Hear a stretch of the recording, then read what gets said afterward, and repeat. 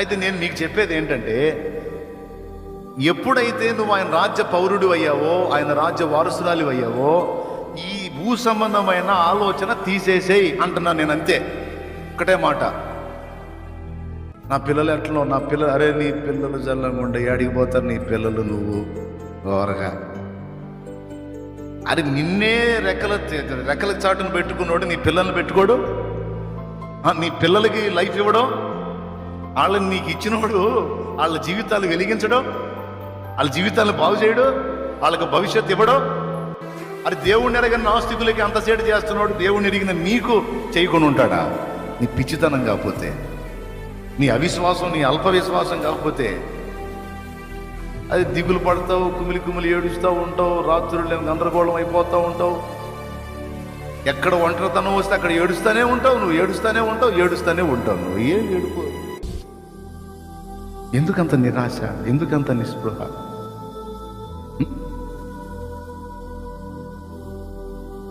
నిన్ను పిలిచిన వాడు నమ్మదగిన వాడు కదా, ఆయన చేయి వదిలిపెడతాడా? కొంతమంది నైట్లు నిద్రపోకుండా ఏడుస్తుంటారు, పండుకొని ఏడుస్తా.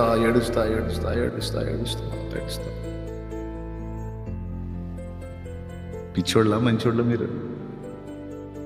కొంతమంది భయపడుతుంటారు, ఏమైద్దో చెమటలు పడుతుంటే ఆందోళన పడతారు, నిద్రలో కూడా కలవరపై లెగుస్తూ ఉంటారు.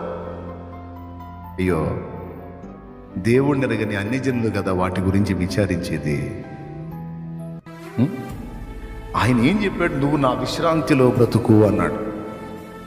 నువ్వు నా విశ్రాంతిలో ఉండాలి అన్నాడు. నువ్వేమో అశాంతిలో బతుకుతున్నావు. కోపం కదా మరి ఆయనకి?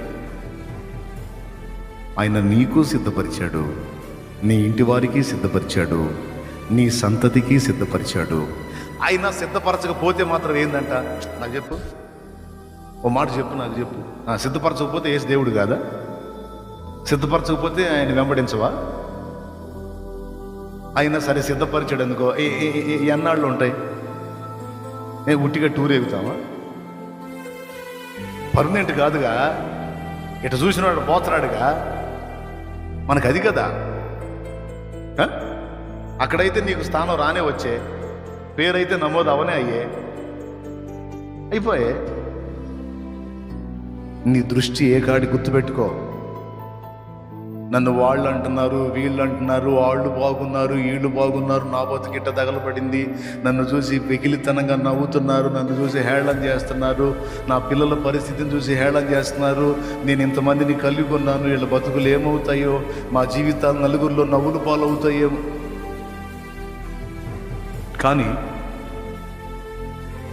నిన్ను ప్రేమించే దేవుడే నిన్ను ఎగతాళికి అప్పచెబితే అప్పచెప్పనివయా?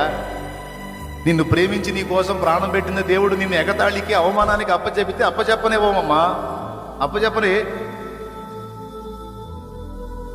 నీకు అవమానం వస్తే ఎవరికి తగిలింది? అది పోయి నీకు హింస వస్తే అది పోయి ఎవరికి తగిలిద్ది? నిన్ను దూషిస్తే ఆ దూషణ పోయి ఎవరికి తగిలిద్ది? నా కళ్ళ ముందు ఒకడు నా కుమారుని తిట్టాడు, నా కళ్ళ ముందు ఒకడు నా కుమారుణ్ణి తిట్టాడు అనుకో, నాకెట్టుంటది? నాకే ఉండదా? చేంగుట్టినట్టు కూడా ఉండదా?